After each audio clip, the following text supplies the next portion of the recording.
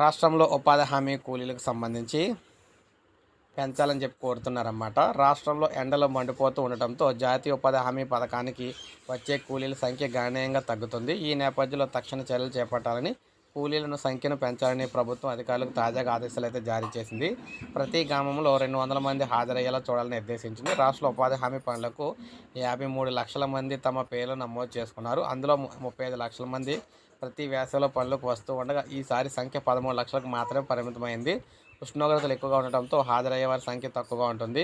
ఉపాధి హామీ పనులకు వేసవికాలం కీలకమైంది. ఏప్రిల్, మే నెలల్లో పనులు ముమ్మరంగా సాగుతూ ఉంటాయి. మిగిలిన 10 నెలల్లో 40% పనులు జరిగితే ఈ 2 నెలల్లో 60% పనులు అయితే జరుగుతూ ఉంటాయి. వేసవిలో పెద్ద ఎత్తున పనులు నిర్వహించడం ప్రభుత్వం అయితే భావిస్తుందన్నమాట. అయితే కూలీల సంఖ్య అనుకున్నంతగా పెరగటం లేదు. ఉపాధి హామీ పథకంపై రోజువారీ సమీక్షలో కూలీల సంఖ్య తక్కువగా ఉండటంపై అధికారులు ఆరా తీస్తూ ఉన్నారు. ఎండలు తీవ్రంగా ఉండటంతో పాటు మంచినీటి కొరత, ఇతర సౌకర్యాలు లేకపోవటం వంటి కారణాలతో చాలామంది హాజరుకైతే కావట్లేదన్నమాట.